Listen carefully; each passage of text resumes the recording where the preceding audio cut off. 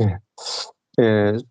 오늘 그 새로운 팀이 또 연결돼 가지고 지금 조금 전에 8 시에 1 시간 동안 우리 나눔을 좀 하고 돌아왔거든요.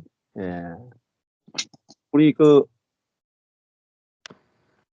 들어오신 손지연 자매님 한번 들어오셨는데 간단하게 소개 좀 해 주실래요? 인사하시고. 네, 안녕하세요. 저는 이제 김해에서 살고 있고요.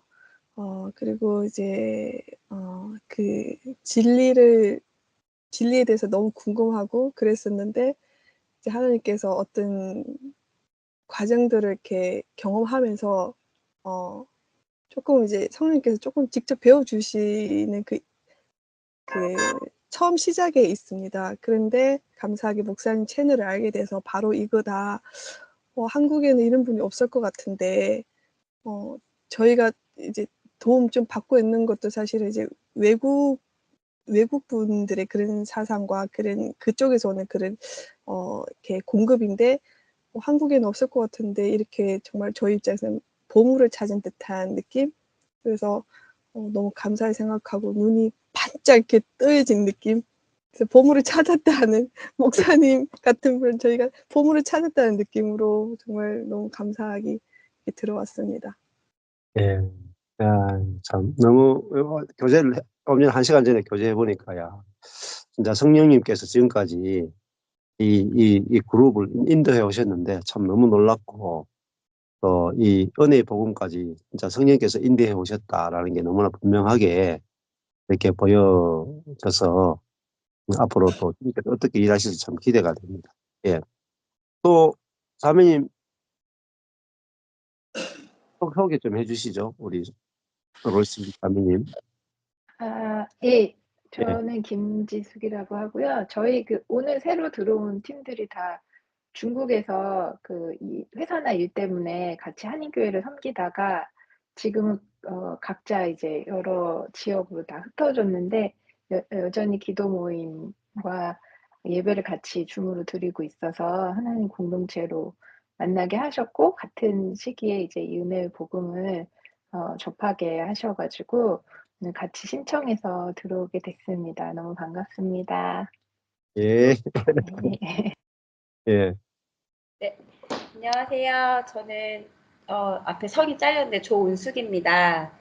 예, 예. 저는 지금 멀리 살아요. 인도 아시죠? 한국에서 비행기로 7시간 정도 떨어진 곳이고, 이렇게 모두 여기 스카이프 와서 뵈니까 그 유튜브에서 얼굴 뵀던 분이 다 계시네요. 그래서 너무 반갑고, 네. 아무튼 열심히 또 목사님 말씀 들으면서 율법과 은혜에 대해서 더 확실히 더 알고 빛빛 좀 받고, 또 맨날 말씀하시는 그런 것들을 잘 정말 이렇게 깨닫고 계시 받고, 아무튼 목사님 말씀 더 열심히 잘 듣겠습니다. 만나서 반갑습니다. 고맙습니다. 예. 아니 점점 글로벌해요. 인도에서까지 들어오시고. 야 진짜 이거 진짜 예 진짜 국제적이죠. 예. 원래 하나님이 하시는 일이 좀 국제적이고 우주적입니다. 예. 그러니까 우리가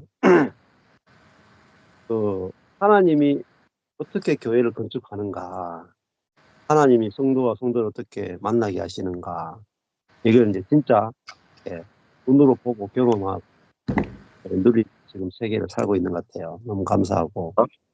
예. 아. 음. 자 지금 녹음되고 있죠? 예. 예 오늘 같이 인제 살펴볼 말씀은 여호수아서 결론에는 24장 보시겠습니다. 24 장. 네. 음. 예. 여호수아서 오늘 결론인데요. 예. 사실 성경을 이제 볼 때 조금 전에도 이제 우리 자매님이 그 이야기를 하셨는데, 우리 손지연 자매님이 이제 그런 이야기 하셨는데, 성경이 막 다 열린다, 다 꿰어진다, 이렇게 이제 간증을 하셨거든요. 근데 왜 그런가? 그 이유는 이제 새로운 피조물, 이전 것은 지나갔으니 보라 새 것이 되었다. 내가 그리스도와 함께 옛사람 자아가 그리스도와 함께 죽고 이제는 새로운 피조물, 그리스도가 사시는 새로운 피조물이 나구나. 진짜 그리스도가 내 안에 계시네. 오늘 이 김정우 목사님이 오늘 우리 서울 단체 카톡에서 그 딱 한 문장을 보내셨잖아요. 진짜 내가 죽고 진짜 예수가 사신다. 그 한마디 말씀. 옛날에는 그럼 어떻겠어요? 옛날에는 내가 죽고 예수가 사는 것 같다? 이렇게 사셨거든요. 그게 이론이었단 말이에요. 지식이었단 말이에요. 근데 목사님 오늘 딱 한 문장이 내가 죽고 진짜 예수가 산다. 그게 실제를 살아가는 분들만이 고백할 수 있는 말입니다. 그러니까 내가 죽었고 진짜 예수가 사는 그게 새로운 피조물인데, 그 새로운 피조물이 누구냐? 바울이고 마태고 마가, 누가, 요한, 베드로, 바울 전부 다 새로운 피조물입니다. 그러니까 성경의 저자들은 전부 다 내가 죽고 예수가 사는 새로운 존재예요. 그러니까 그 새로운 피조물이 자기의 경험을, 자신의 경험하는 것을 기록해 놓은 게 성경입니다. 그러면 내가 그 새로운 피조물로서 사라지면 성경이 다 해석이 돼버려요. 왜냐하면 성경은 새로운 피조물들이 살아가는, 경험하는 것을 기록해 놨기 때문에. 근데 내 존재가 새로운 피조물이 아니면 성경에서 기록해 놓은 모든 것들이 다 방언에 불과해요. 못 알아들어요. 외국 언어에 불과해요. 그래서 신학자들도 자신이 새로운 피조물이 아니면 아무리 신학자라 하더라도 성경은 해석이 불가능합니다. 왜냐하면 아까 전에도 우스갯소리 그런 얘기인데, 원숭이 중에 가장 탁월한 신학자 원숭이가 있어. 신학자 원숭이가. 근데 신학자 원숭이가 로마서를 읽고 몇 프로 이야기하겠어요? 원숭이 중에 가장 똑똑한 원숭이가 로마서를 읽고 몇 프로 이해할 것 같아요? 1%도 이해 못합니다. 근데 사람으로 원숭이의 생명이 딱 죽고 새로운 생명, 사람의 생명으로 딱 태어나면은 그냥 로마서 읽으면 그냥 바로 알아듣거든요. 자, 그러니까 지금까지 왜 우리가 그렇게 신앙 생활에서 왜 그렇게 헤매고 어둠 속을 걸어왔는가? 내가 살아서 주님을 섬기려고 했기 때문에. 근데 내가 사는 것이 아니라 그리스도가 살고, 그리스도가 보고, 그리스도가 해석하고, 그리스도가 느끼고, 그리스도가 나를 통해서 열매를 맺고 하면은 성경과 내가 딱 일체예요. 일체. 성경이 내고 내가 성경이에요. 그러니까 이 분리가 안 되는 거예요. 성경 말씀이 내고 내가 말씀, 이게 성육신과 똑같아요. 예수님이 말씀이 육신이 되어 우리 가운데 거하시며 그랬잖아요. 예수님은 말씀이 이루어진 분이잖아요. 그러니까 말씀과 예수님은 분리될 수가 없어요. 뭐 그리스도인도, 새로운 피조물인 그리스도인도 말씀이 육신이 된 존재라면 말씀과 내가 분리가 안 돼요. 말씀 그대로 내가 새로운 피조물이 됐기 때문에. 그래서 내가 새로운 피조물로서 내가 죽고 내 안에 그리스도가 나를 대신해 사는 이 존재가 곧 말씀의 성취예요. 말씀의 성취. 그러니까 말씀이 굉장히 쉽죠. 쉽고 그다음에 신학자들이 해석하지 못하는 것들이 다 해석이 돼요. 그 누구도 보지 못하는 것들이 원숭이가 보지 못하는 것인데 사람으로 태어난 순간에 완전히 다른 세계가 보여버립니다. 자, 여호수아서 24장 오늘 이 결론인데 이제 여호수아가 이제 모든 과정을 다 마치고 제일 마지막에 하는 고별 설교가 나오는 게 여호수아 24장이죠. 자, 여호수아 24장이 여호수아가 이스라엘 모든 지파를 세겜에 모았습니다. 세겜은 이제 그 어깨라고 하는 뜻인데 이 세겜도 아브라함이 여정 가운데도 굉장히 중요한 장소가 이 세겜인데 가나안으로 보면 한 중간 남과 북의 한 중간 정도 되는 지역이라고 볼 수가 있고 여기서 이제 모든 지파를 다 모았습니다. 이스라엘 장로들과 부령들과 재판장들과 유사들 그러니까 쉽게 하면 지도자들을 다 모았습니다. 그들이 그 하나님 앞에 보인지라 그 말은 여호수아 앞에 나왔다라는 말을 하나님 앞에 보였다 이렇게 표현하죠. 그러니까 하나님 앞에 나왔다. 자, 여호수아가 모든 백성에게 이르되 이스라엘 하나님 여호와의 말씀에 옛적에 그 여호수아 이제 고별 설교가 시작되는데 언제부터 시작하느냐? 옛날부터 시작하는 옛날부터. 자, 옛날 이야기를 왜 하느냐면은 지금 이스라엘이 도착한 곳이 가나안 땅입니다. 그리고 가나안 땅의 12지파가 지금 다 정복하고 그리고 12지파로 다 분배를 받아서 천국을 살고 있는 거예요. 이 땅에 임한 천국을 살고 있는 거예요. 네.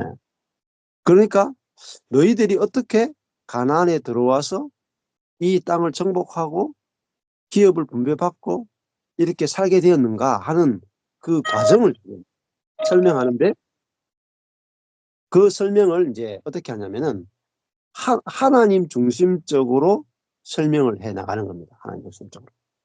자, 이스라엘 하나님 여호와의 말씀에 그러니까 이 여호수아가 말하는 게 아니라는 거죠. 이스라엘 하나님 여호와께서 어떻게 하시느냐? 옛적에 너희 조상들 곧 언제부터 시작하느냐? 이스라엘 백성의 시작은 아브라함이잖아요. 아브라함의 아비 나홀의 아비 데라가 강 저편에 거하여 자 누구부터 시작하냐? 아브라함부터 시작하는 게 아니고 아브라함의 아버지인 데라부터 시작하는 거예요. 이제 갈대아 우르에서 쉽게 하면 바벨탑을 샀던 곳 그게 갈대아 우르잖아요. 거기 살던 사람이 누구냐? 데라예요. 그 데라가 강 저편 이 티그리스 강과 유프라테스 강 건너편이잖아요. 그 건너편에 있는 그 강 저편에서 바벨탑을 쌓고 그 바벨탑 위에 우상을 만들던 또 그 우상을 섬기던 사람이 누구냐? 데라와 그의 가족이에요. 그러니까 아브라함의 집안은 우상을 섬기던 집안이었습니다. 근데 그 우상을 섬기던 아브라함의 아버지와 아브라함 그리고 나홀이 어떻게 여호와 하나님을 만나게 됐는가? 그 갈대아 우르에서 어떻게 보면 망한 거죠. 아브라함이 그 강을 건너잖아요. 강을 건너서 이제 그 하란으로 왔다가 교차로인 하란으로 왔다가 다시 가나안 땅에 들어오는데 그 강을 이 유프라테스 강을 건너야 돼요. 자, 이 강을 건넜다고 하는 것은 다른 세계로 넘어간다는 뜻입니다. 다른 세계로. 바벨탑을 쌓던 세계, 그러니까 이 세상이잖아요. 세상을 건축하던 자기가 높아지고자 하는 이 아담의 본성으로 높아지고자 하는 세계, 그 율법으로 높아지고자 하는 세계에서 망했다 이게 이거 망하게 한 것이 하나님의 손길이죠. 그리고 아브라함은 이 아들을 낳지 못하는 그 망함이 있었죠. 그 망함 때문에 하나님께서 말씀하실 때 그 말씀이 탁 들리는 거예요. 들려서 어떻게 돼요? 강을 건너는 거예요. 그 옛날에는 고대에 강을 건넜다. 자기 부족 아버지 집을 떠났다 하는 거면 정말 위험 속에 들어가는 거예요. 자기를 보호해 줄 공동체가 없이 정말 치안도 안 돼 있고 외국으로 가야 돼. 지금 인도에 계신 정도는 아무것도 아니고 당시에는 다 무정부의 상태라고 할 수 있는 그런 시대에 강을 건너서 다른 나라로 간다. 이것은 정말 그냥 갈 수 없어요. 의지로 갈 수 없어요. 어느 부분에서 망해야 가고 또 하나님이 찾아오셔서 말씀해야 갈 수 있는 게 바로 강을 건넌다는 뜻입니다. 그래서 이 다른 신을 섬겼다라고 출발이 뭐냐면 우상을 섬겼다에서 출발해요. 이게 뭐냐면 철저하게 죄인이었다는 거예요. 그러니까 데라와 아브라함이 하나님을 찾은 것이 아니고 하나님이 데라와 아브라함을 부르신 거죠. 그러니까 이 말은 뭐냐면 은혜로 시작되었다는 거예요. 은혜로 시작되었다. 그러니까 우리의 신앙도 내가 예수를 영접하는 것으로 출발하는 게 아니에요. 구원파라든지 또 기존의 교회들이 우리가 신앙생활이 예수를 믿어야 구원받는다 이렇게 시작하잖아요. 그 출발이 잘못된 거예요. 내가 예수를 믿어야 구원받는다 이 말은 내가 믿어야 된다잖아요. 그러니까 내 믿음이 포커스가 되는 거예요. 내 믿음으로 구원받는 게 아니에요. 사실은 은혜를 믿음으로 구원받습니다. 은혜가 먼저 와야 돼요. 은혜. 하나님의 은혜가 있고 그다음에 그 은혜가 내게 들려질 때 성령께서 우리에게 그 믿음을 주셔서 믿어지는 겁니다. 그러니까 출발이 뭐냐가 되게 중요하잖아요. 그래서 지금 하나님 뭐부터 출발하면 너희 민족은 원래 아브라함부터 출발했는데 아브라함이 선택받을 만한 조건이 되었기 때문에 하나님이 이뻐서 선택한 것이 아니고 우상을 숭배하기 때문에 선택했다 이 말이에요. 은혜로 구원받았다 이 말이에요. 이스라엘은 은혜로 하나님 백성이 됐지 자신의 경건과 선으로 하나님 백성이 된 존재가 아니다. 그러니까 너희들이 지금 이렇게 가나안에 들어와서 땅을 차지하고 정복하고 분배해서 사는 것이 하나님의 전적인 약속과 부르심과 찾아오심과 은혜 때문이야. 이렇게 말씀하세요. 자, 그 하나님의 은혜 때문이야 하는 걸 알 때 우리 인생이 만족이 되고 기쁨이 넘치고 하나님의 사랑이 우리 가운데 풍성하게 알아지고 누려지는 거예요. 근데 똑같이 가나안에 지금 정착해 있는데 하나님의 은혜로 정착했다 하고 내가 가나안을 정복했다고는 완전히 세계가 달라지는 내가 가나안을 정복해서 한다. 그거는 바벨탑이에요. 근데 하나님의 은혜로 내가 여기 있다. 이거는 가나안이에요. 안식의 땅이에요. 그럼 마찬가지죠. 지금도 내가 지금 살아가는데 내가 지금 인도에 있건 한국에 있건 김해에 있건 춘천에 있건 원주에 있건 내가 지금 망한 자리에 있건 어떤 자리에 있든지 하나님의 은혜로 내가 지금 여기 있습니다 하면은 적과 꿀이 흐르는 땅이 돼요. 그리고 하나님의 나라와 천국이 되는 겁니다. 즉시. 근데 내가 뭐 능력이 없어가 내가 실력이 없어가 내가 실수했어 아니면 우리 남편이 잘못했어 응? 하나님이 나를 사랑하지 않아서 내가 지금 요 모양 요 꼴로 있다 라거나 아니면 내가 잘해서 이만큼 됐다. 둘 다 사망입니다. 둘 다 사망. 잘 돼도 사망이고 못 돼도 사망. 둘 다 만족이 없어요. 근데 출발이 중요해요. 출발이.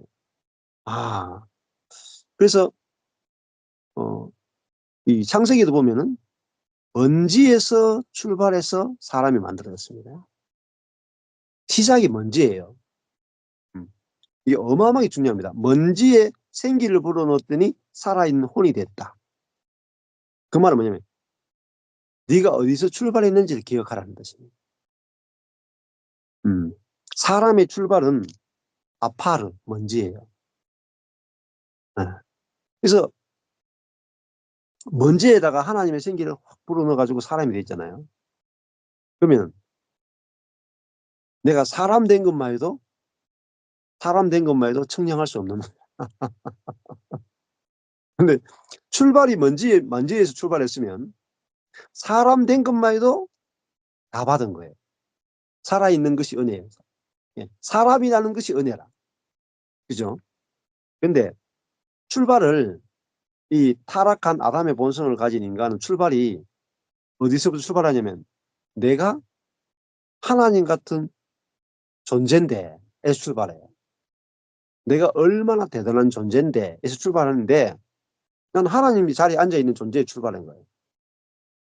난 내 마음대로 다 해야 되고 할 수 있는 존재다. 에서 출발하는 거예요. 근데 하늘에 앉을 수 있는 그런 욕심을 가지고 출발한 이 자아는 무엇을 해도 만족이 없어요. 왜? 자기가 원하는 것보다 항상 그 밑에 세계가 펼쳐지거든요. 평생. 예. 자, 여기 계신 분 중에 물어볼게요. 지금까지 인생을 살면서 내가 원하는 대로 인생이 사라진 분 한 분이라도 있습니까? 내가 원하는 수준의 인생을 산 분 여기 중에 한 분도 없어요. 지구상에도 없을 거예요. 왜 그러냐? 출발이 뭐냐면은 인간은 하나님 같은 존재야 에서 출발한 거예요. 욕심, 그 욕심이라 그래요. 욕심이 잉태한 즉 사망을 낳는 거예요. 그 욕심이 이제 그 모든 죄를 낳거든요. 그래서 이 욕심이 뭘 만드냐면 바벨탑을 만듭니다. 만족할 수 없는 세계를 만든다.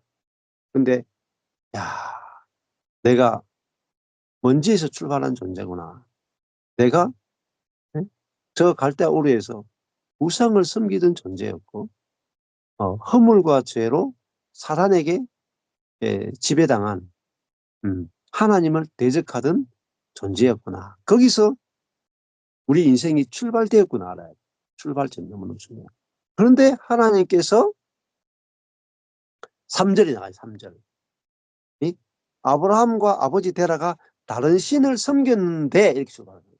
그러니까 아브라함이 우상 숭배자였는데 이렇게 출발하는 거예요.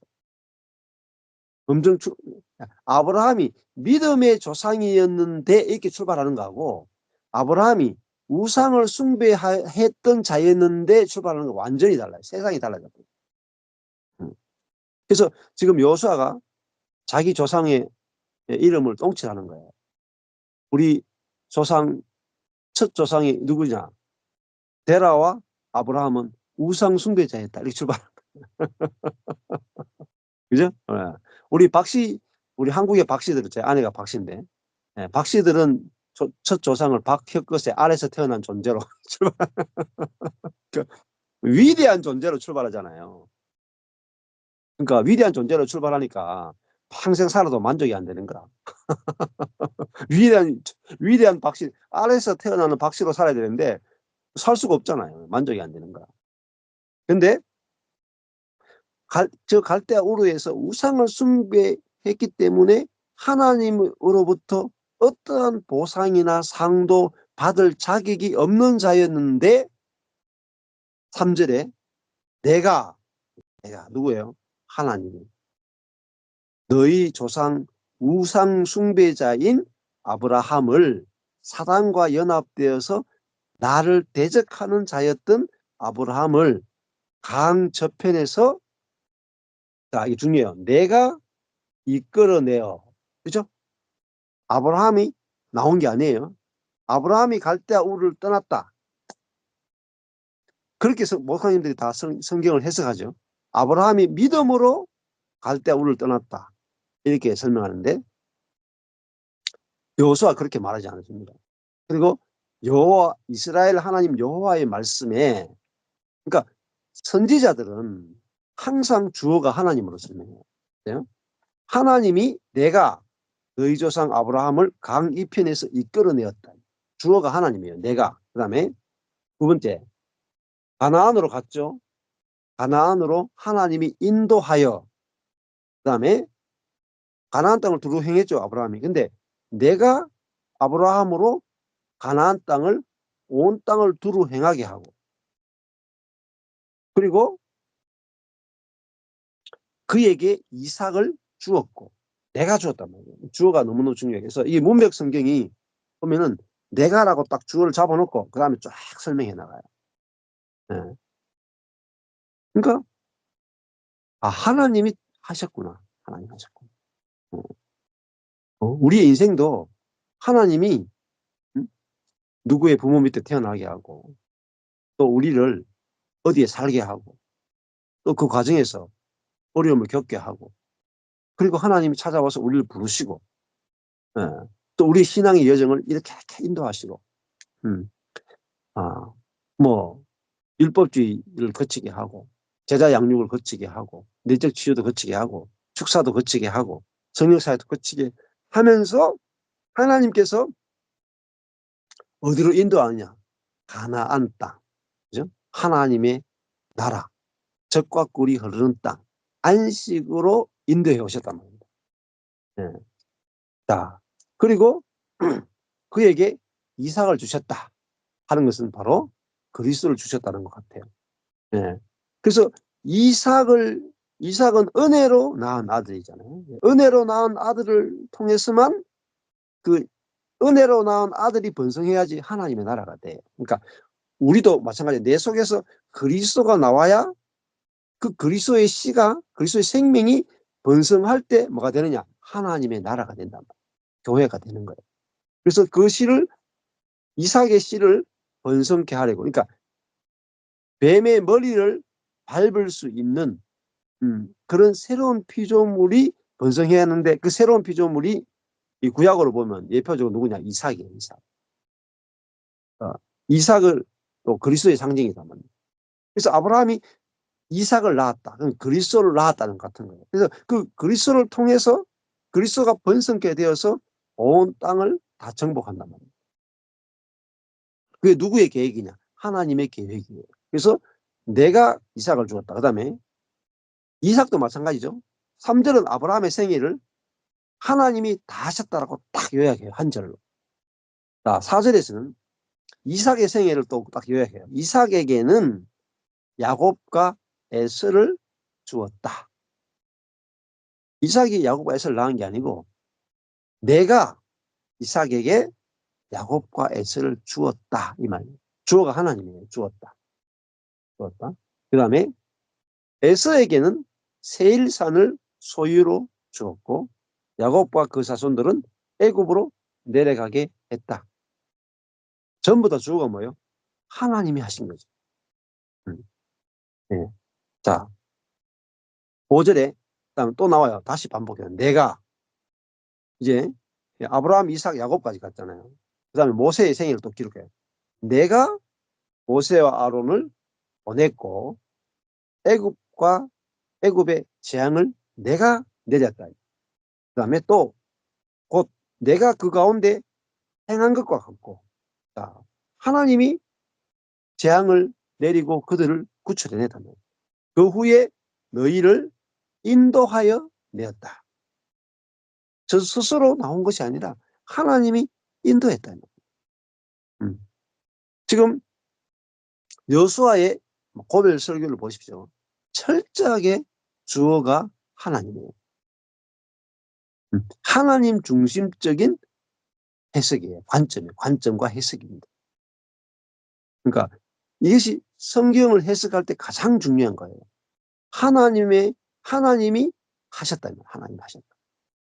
6절에 내가 너희 열조를 애굽에서 인도하여 내어 바다에 이르게 했다.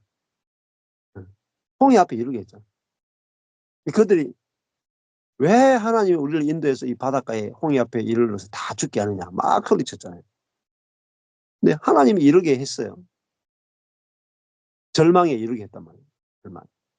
근데 그러면 하나님이 우리를 절망에 이르게 하셨으면 하나님의 이유가 있을 거 아닙니까? 하나님이 홍해 앞에 이르게 했으면 하나님의 홍해를 쪼갤 거 아니겠습니까? 그러니까 걱정이 없죠.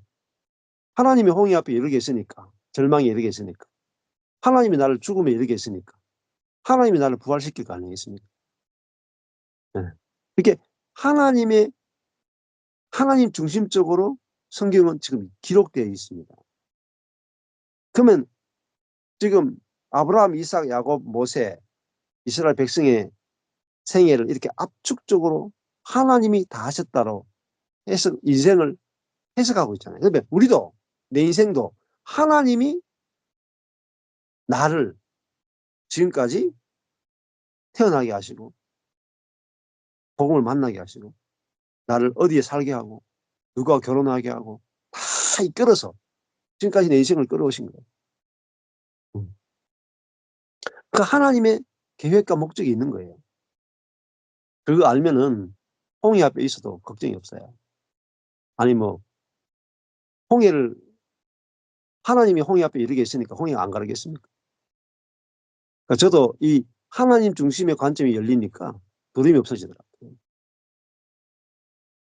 내가 내 인생을 이렇게 자유의지로 선택하고 내가 지금까지 내 노력으로 내 의지로 선택하고 살았다는 사람은 홍해 앞에 딱 가면요. 멘붕이 와버려요.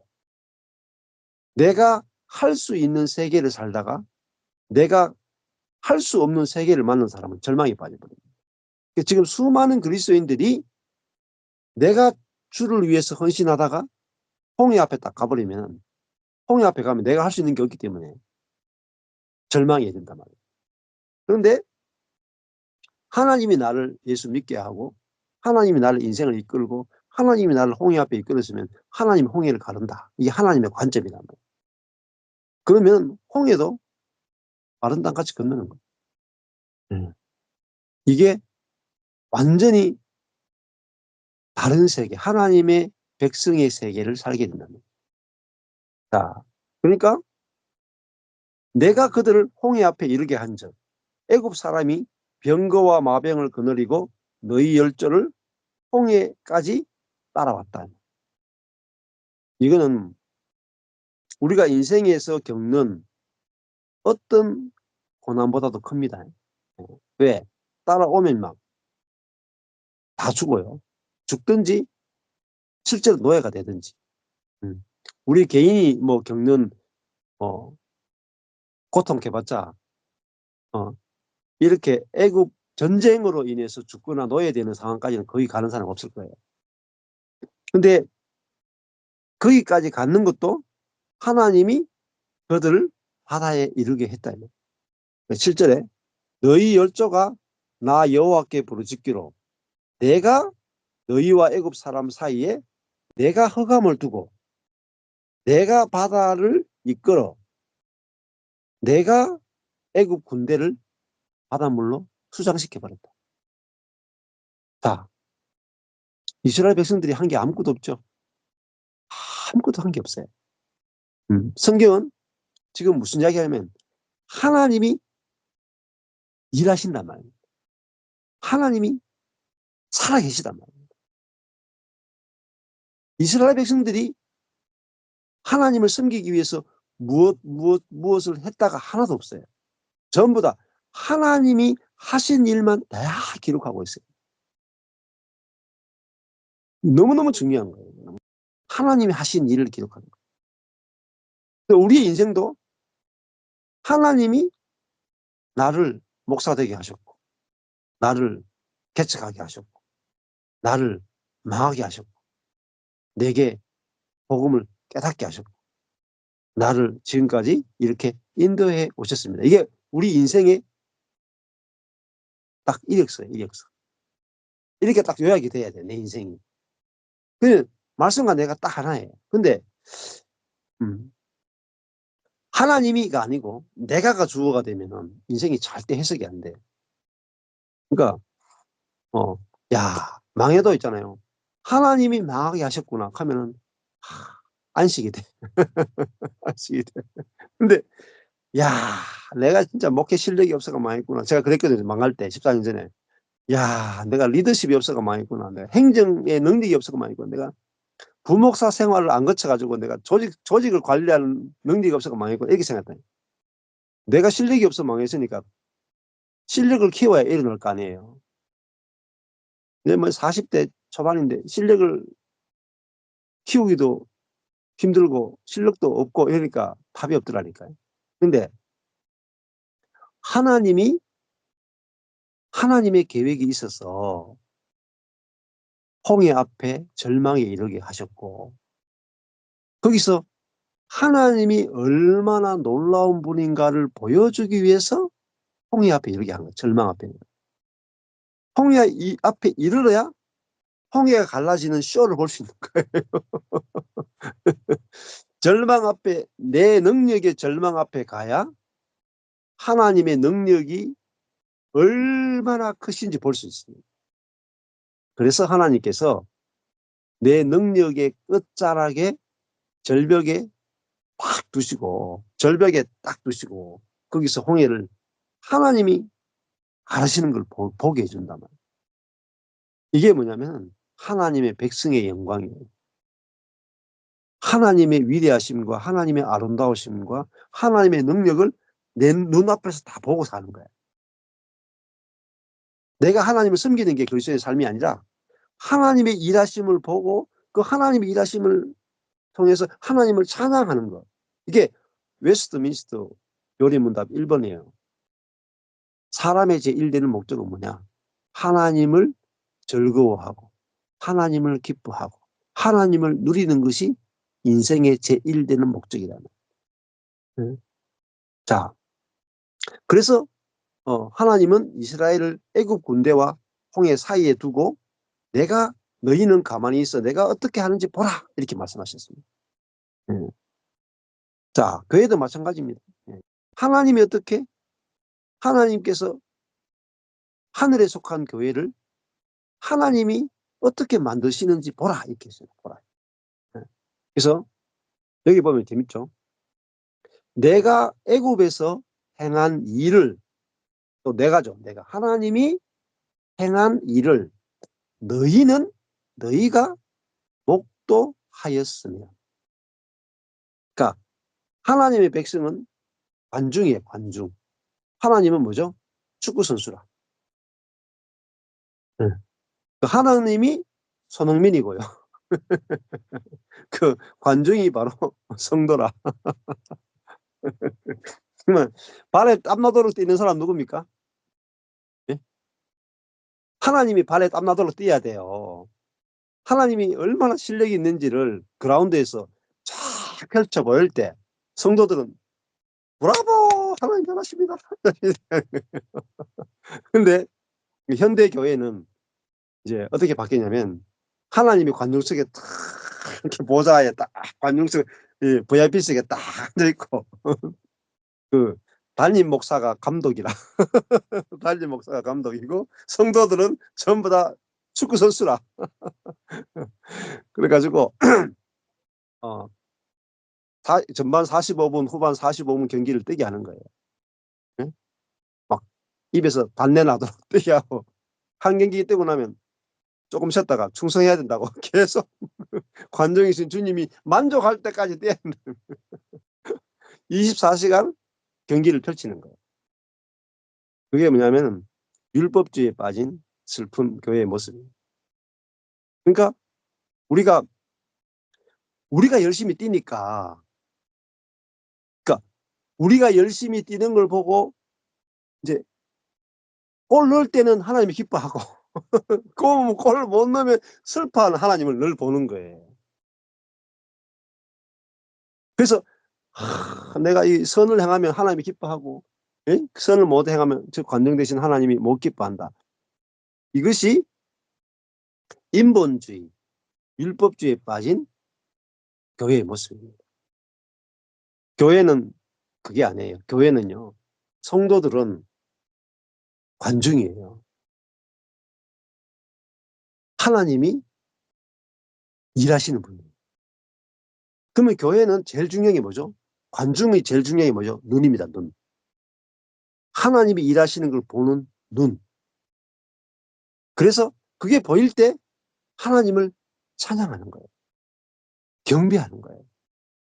그게 예배예요. 예배. 그러니까 하나님이 일하시는 것이 보이지 않는 사람은 절대 하나님께 대해서 박수를 못 쳐요. 근데 하나님이 일하시는 것이 목도되는 사람은 항상 박수치게 돼요. 하나님께 경배하게 돼요. 감사하게 되고 찬양하게 돼요.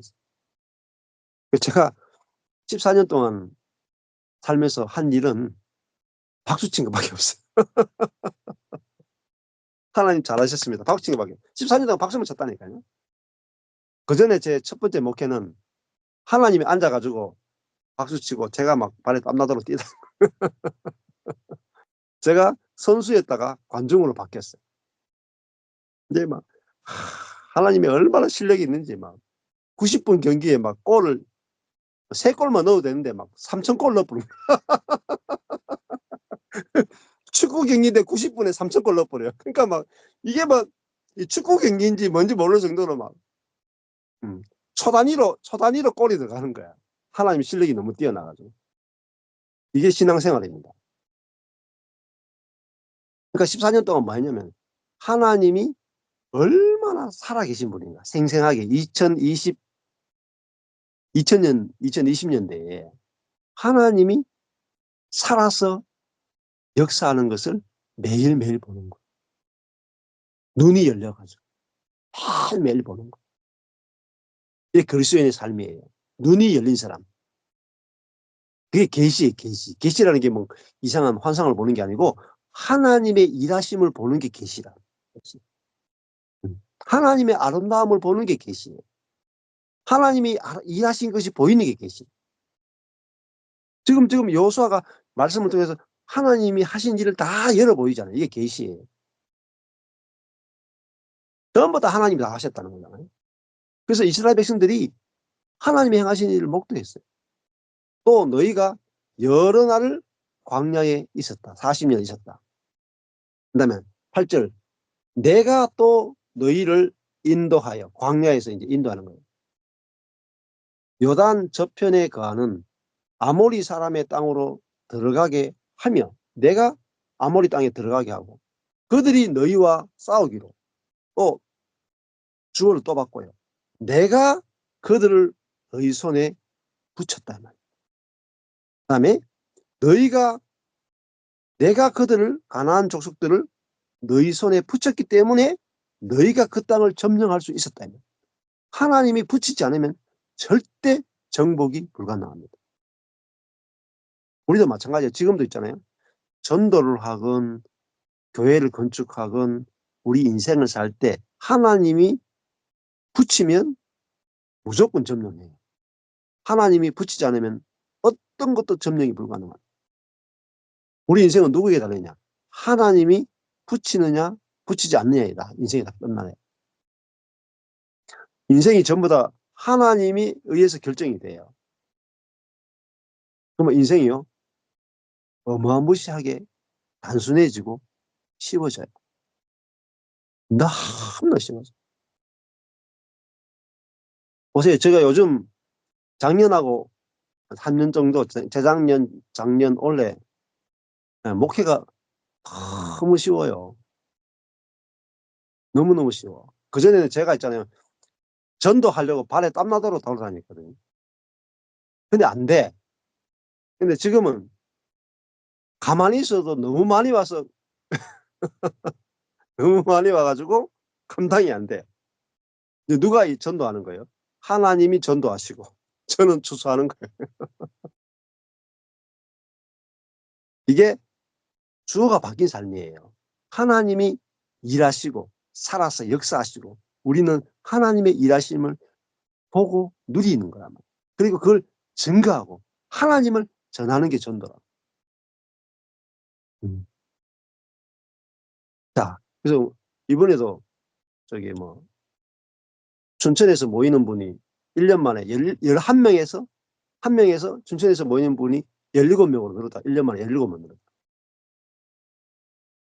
그 다음 주에 춘천에서 집회하는데 사람들이 올라 그러는데 오지 말라고 지금 막았다 하더라고요. 인원 제한 너무 많아 가지고 들어올 수가 없어. 야, 제 목회 인생에 이런 일은 없었습니다. 들어오지 못하도록 인원 제한한 것은 없었어요. 어떻게 이런 일이 일어나겠습니까? 네. 제가 하려고 할 때는 불가능한 일이죠. 근데 주님이 하시는구나. 요거 하나 바뀐 것밖에 없어요. 내가 목회하는 게 아니고 주님이 목회하는 거.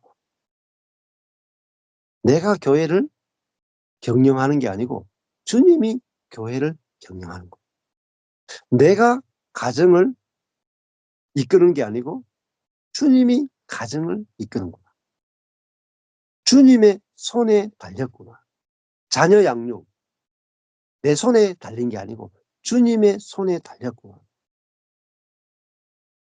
이게 확실하게 뒤집어진 거예요. 확실하게.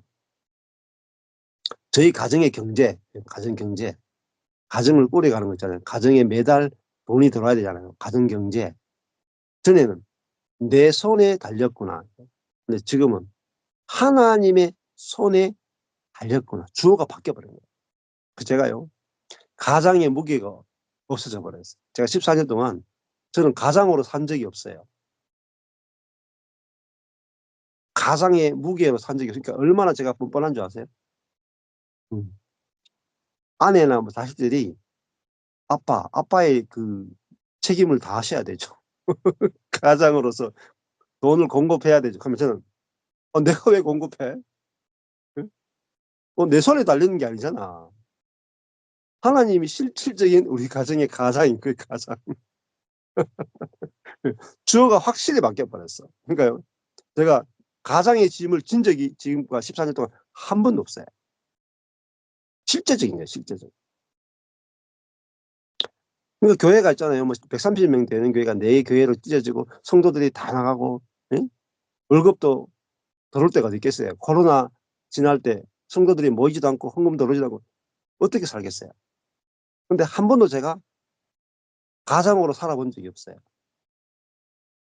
우리 집에 우두머리는 주님이세요. 주님.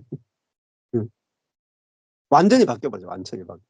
우리 교회에도 주님이, 예, 머리가 되세요.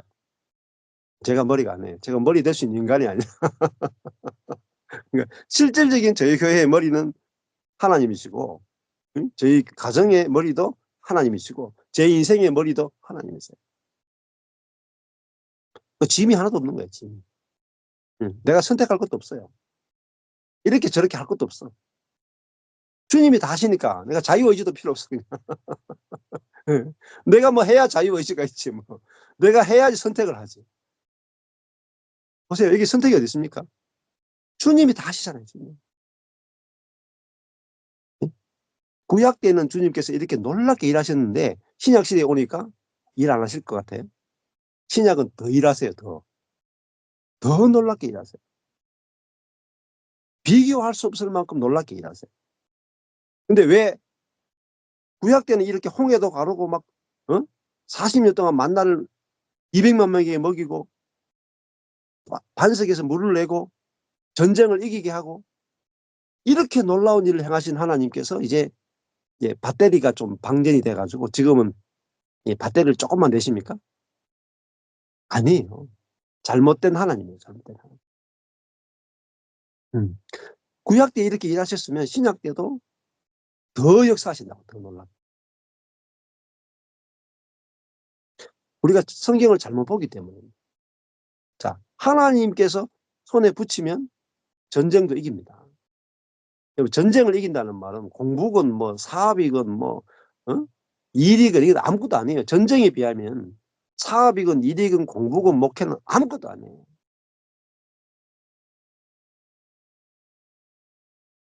무엇에서 지느냐요? 말씀을 모르면 지게 돼 있어요. 말씀을 알면 이기게 돼 있어요. 뭐든지 다 이겨버려요. 그 말씀 안 나는 게 뭐죠? 하나님의 손에 달렸구나.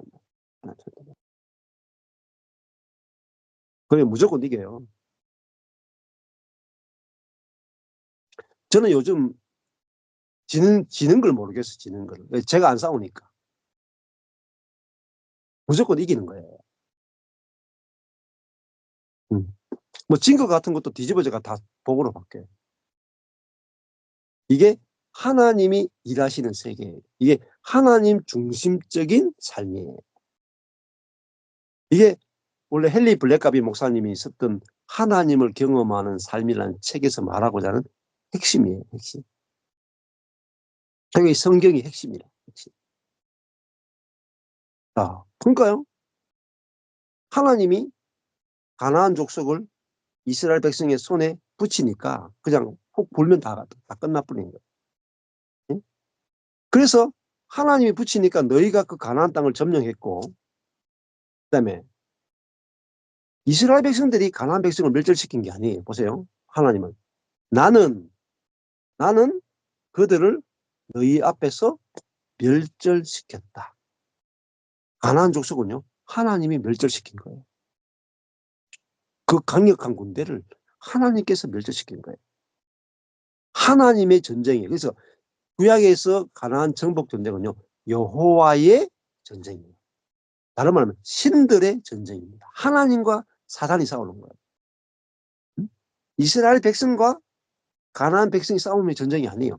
눈에 보이는 사람의 전쟁이 아니고 눈에 보이지 않는 하나님과 사단의 전쟁이란 말입니다. 우리도 지금도 마찬가지예요. 응? 우리가 혼이라 하는 것도 우리 영 안에 계신 하나님이 싸우면은 몸에 있는 사단을 이기고 우리의 혼이 하나님에 의해서 완전히 정복돼 버립니다. 그러니까 이기는 세계를 사는 거죠. 자, 9절에 보면 때에 네, 모압 왕 십볼의 아들 발락이 일어났다. 이스라엘을 대적하여 사람을 보내어 볼의 아들 발람 선지자를 불러다가 이스라엘을 저주하려고 했어요. 그러니까 왕과 선지자가 결탁해서 이스라엘을 저주하려고 했단 말입니다.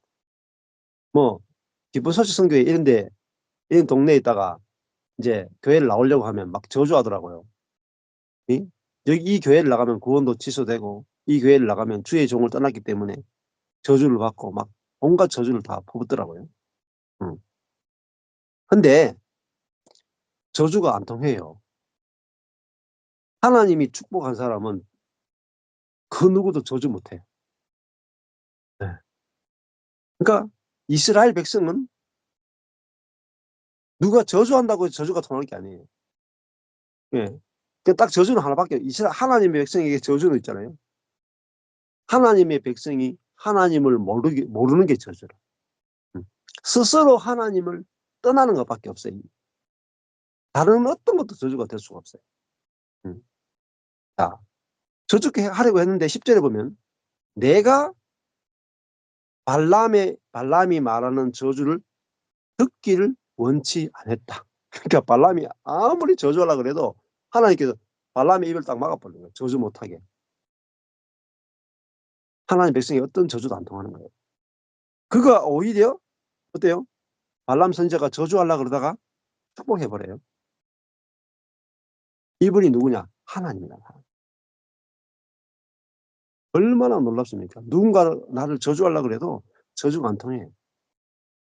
그 다음에 나는 너희를 그 손에서 건져내었다. 이 구원입니다. 건져내었다. 예. 예. 여러분 성경을 하나님을 주어로 해서 읽으면요. 너무너무 신나요. 막 우리 속에서 막 살아나. 영혼이 막 춤을 추고 막 하나님이 막 기대가 되고 하나님이 너무나 아름답고 하나님과 동거하는 것이 최고의 극상의 기쁨을 준답니다. 그 다음에 11절에 너희가 요단을 건너 여리고에 이른즉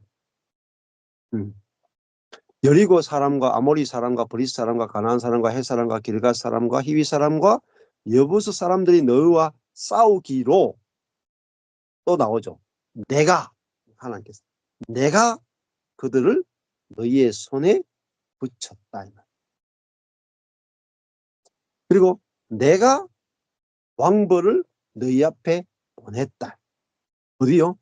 너희 앞에. 자, 그리고요. 여기 중요한 게 11절에 가나안 족속을 어디에 붙여요? 너희 손에 붙였다. 그러니까 우리의 손이 하나님의 손이 되는 거예요. 하나님, 이제 신약에 오면 하나님이 내 속에 들어오면 우리 손이 하나님의 손이 되는 거예요. 그래서 내 손을 통해서 하나님이 일하시는 거예요. 그게 너희의 손에 붙였다는 거예요. 손은 또 다른 말 우리 존재예요. 우리 존재가